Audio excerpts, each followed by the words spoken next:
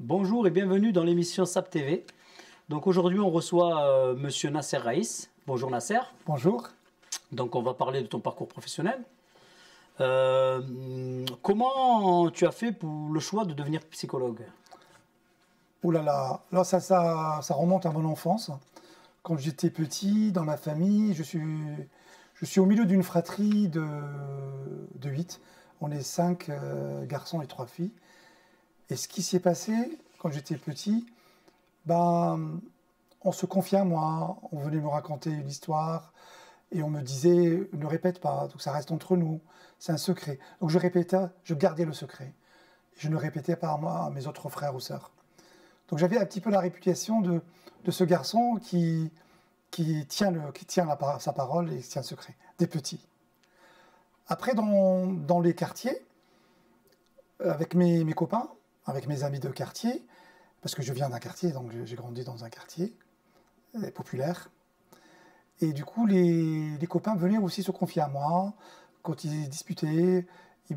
Enfin, moi, j'essayais d'arranger les choses. J'essayais de dire, il n'a pas fait exprès, franchement, tu peux lui demander pardon. Donc j'étais toujours dans l'idée d'arranger entre mes amis. Et donc cette chose-là m'a suivi toute ma vie, jusqu'au bac, quand j'avais le choix d'être soit psychologue ou diplomate. Et donc je me suis dit, moi je tiens le secret, j'essaie d'être à l'écoute des gens, d'arranger les choses. Peut-être psychologue, ça m'irait bien. Donc du coup je me suis inscrit à l'université et j'ai fait un parcours de psychologue. Donc je suis aujourd'hui psychologue. D'accord. Donc tu as un cabinet, on sait que tu as un cabinet sur Montpellier. Donc, oui, je suis. Oui, voilà. Dis-nous, parle-nous de ton cabinet sur Montpellier.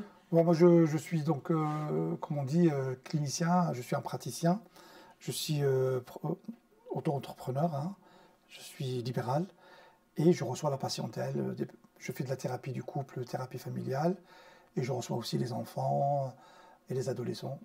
Puisque le travail que je fais, il est vraiment, c'est une thérapie systémique, hein, autour de tout le système familial.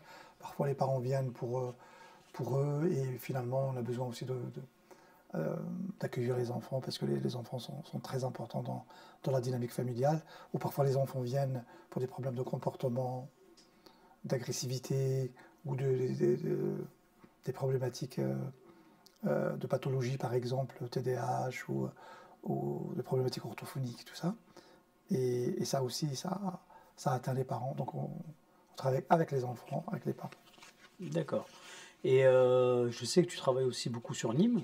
Donc dis-nous un petit peu comment tu travailles sur les différents quartiers de Nîmes en tant que psychologue. Moi, j'avais toujours besoin du terrain, de la réalité du terrain, et être proche des gens. Et jusqu'au moment où on est venu me demander si je pouvais animer un groupe de parole d'hommes avec des problématiques de santé sur les quartiers. Et j'ai dit oui tout de suite. Et après, d'autres associations ont entendu parler de mon travail. Et finalement, j'anime des groupes de parole de femmes de quartier, de jeunes de quartier. Et en même temps, j'ai 2 permanences psychologiques. Une permanence une fois par semaine, tous les mercredis, au chemin de Bas d'Avignon, oui, et Mas-de-Mingue, et une autre à Val-de-Gour. C'est-à-dire où les habitants de quartier viennent consulter, et le psychologue vient vers eux. Donc, si vous voulez, la permanence, elle est implantée au cœur du quartier. Donc il y a un psychologue qui vient à la rencontre des habitants, une fois par semaine, et par les orientations des médecins de quartier. Donc du coup, ça permet aux psychologues d'être sur le terrain, d'identifier les problématiques des quartiers spécifiques, et en même temps, permettre à ces habitants d'accéder à la clinique, c'est-à-dire d'accéder à des consultations psychologiques, parce que, comme on le sait tous, une consultation, aller voir un psychologue, ça demande de l'investissement financier, ça demande une mobilisation, aller dans le centre-ville, c'est compliqué pour certaines personnes. Alors que là, le psychologue, il est au cœur du quartier et tout ça facilite l'accès. D'accord. Donc, à part ton métier de psychologue, je sais que tu as eu des orientations dans ton passé, des orientations, on va pas dire cinéma, mais dans le théâtre. Ah oui, ça Donc, c'est... parle-nous un petit peu de ce que tu as fait dans le théâtre pendant ta période de de jeune à étudiants. Oran, voilà. Ah, voilà, ouais, tu parlais d'Oran, je viens d'Algérie. Donc moi, quand j'ai fini mes études à l'université d'Oran, je me suis dit, il faut que j'aille plus loin. Et pour aller plus loin, il faut peut-être aller à l'étranger. Donc je suis venu en France, terminer mes études supérieures à l'université. Donc moi, je suis diplômé de l'université de la Sorbonne, ce qu'on appelle Paris 5, Sorbonne, René Descartes. Et le théâtre était toujours au cœur de mes activités sportives et culturelles.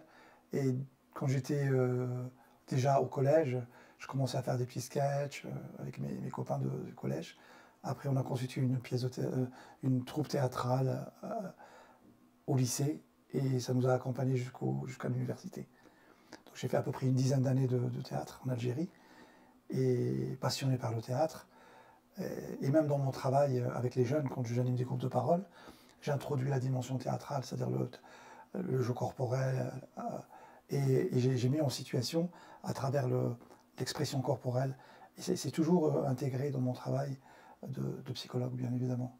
Et mon rêve, encore aujourd'hui, c'est un jour continuer à faire du théâtre ou du cinéma. D'accord. Ben écoute Nasser, on te remercie. On arrive à la fin de l'émission. Donc on te remercie énormément d'être venu nous rencontrer, nous parler de toi, de ton parcours professionnel. Ben voilà, l'émission touche à sa fin. On vous dit au revoir et à une prochaine émission. À très vite. Merci. Merci, au revoir.